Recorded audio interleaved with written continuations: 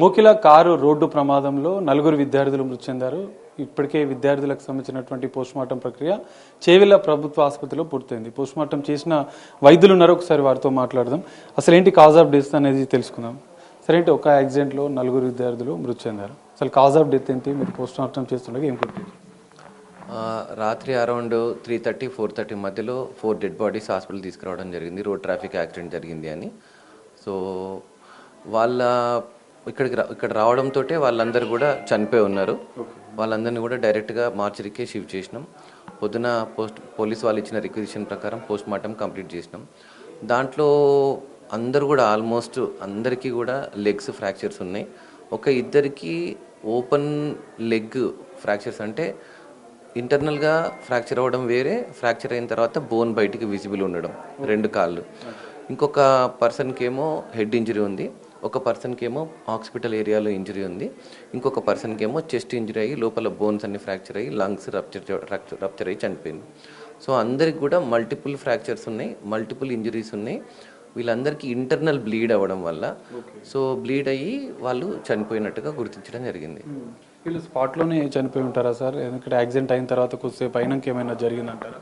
అంటే పోలీస్ వాళ్ళ ఇన్ఫర్మేషన్ ప్రకారము యాక్సిడెంట్ జరిగిన ప్లేస్లోనే వీళ్ళందరూ స్పాట్ డెత్ అయి ఉన్నారు.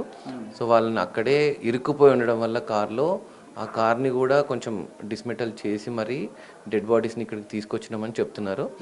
సో స్పాట్ జరిగిన యాక్సిడెంట్ ఫొటోస్ని బట్టి వాళ్ళు స్పాట్లోనే చనిపోయినట్టుగా తెలుస్తుంది. అంటే అంబులెన్స్లో ఏమైనా కొన్ని క్షణాల్లో వారిని తరలిస్తే ఏమైనా బతికే ఛాన్స్ ఉంటుండేనా వాళ్ళకు, లేదంటే యాక్సిడెంట్ జరిగిన కొద్ది క్షణాల్లోనే వాళ్ళు ఏమైనా మృతి చెందినట్లు మీరేమైనా అబ్జర్వ్ చేశారు? ఇంజురీస్ అయితే చాలా తీవ్రంగానే ఉన్నాయి. ఆల్మోస్ట్ అంటే లైక్ అందరి డెడ్ బాడీలో కూడా మల్టిపుల్ లెగ్ ఫ్రాక్చర్స్ ఉన్నాయి, మల్టిపుల్ హ్యాండ్స్ ఫ్రాక్చర్డ్ ఉన్నాయి, ఫేషియల్ ఇంజరీస్ ఉన్నాయి, అండ్ హాస్పిటల్ ఏరియాలో బోన్ ఇంజరీస్ ఉన్నాయి, అండ్ చెస్ట్ కంప్రెషన్స్ ఉండి రిబ్స్ ఫ్రాక్చర్ అయ్యి లంగ్స్ కూడా రప్చర్ అయ్యి ఇట్లా ఈ టైప్లో డెత్స్ ఉన్నాయి. సో ఇంపాక్ట్ ఇంజరీ కొంచెం సివియర్గానే ఉన్నట్టు అనిపిస్తుంది. సో ఎవరైనా బతుకుంటే ఒక ఫిమేల్ బతుకున్నారని చెప్తున్నారు. లక్కీలీ షీ సర్వైవ్డ్ అన్నట్టు అనిపిస్తుంది. ఫైనల్గా ఏమైనా ఆల్కహాల్ చేసినట్లు ఏమైనా పోస్ట్ మార్టం ఏమైనా ఆల్కహాల్కు సంబంధించిన ఇన్ఫర్మేషన్ మనం ఇప్పుడైతే ఏమి ఇవ్వలేము. సో ఎఫ్ఎస్ఎల్ అంటే వాళ్ళకి సంబంధించిన ఆర్గాన్స్, ఫ్లూయిడ్స్, మనం ఎఫ్ఎస్ఎల్ శాంపుల్ తీసి ఫోరెన్సిక్ ల్యాబ్కి పంపిస్తాం.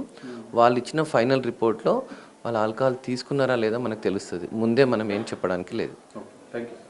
సో ఇది ఈ ప్రమాదంలో అందరికీ 4 విద్యార్థులు కూడా మల్టిపుల్ ఫ్రాక్చర్స్ అయినాయి. ఇంటర్నల్ బ్లీడింగ్ వల్లనే వాళ్ళు మృతి చెందినట్లు కూడా పోస్ట్మార్టం చేసిన వైద్యులు చెప్తున్నారు. దీనికి సంబంధించినటువంటి అంటే ఆల్కహాల్ కన్జంప్షన్ చేశారా లేదా అనేది మాత్రం దానికి సంబంధించిన శాంపిల్ తీసుకున్నాం. ఎఫ్ఎస్ఎల్ రిపోర్ట్ ఆధారంగా ఆ అంశం అనేది బయటపడుతున్నట్టు కూడా పోస్ట్మార్టం చేసిన వైద్యులు చెప్తున్నారు. కెమెరామెన్ రాజుతో కలిసి సాగర్, బిగ్ టీవీ, చేవెళ్ల నుండి.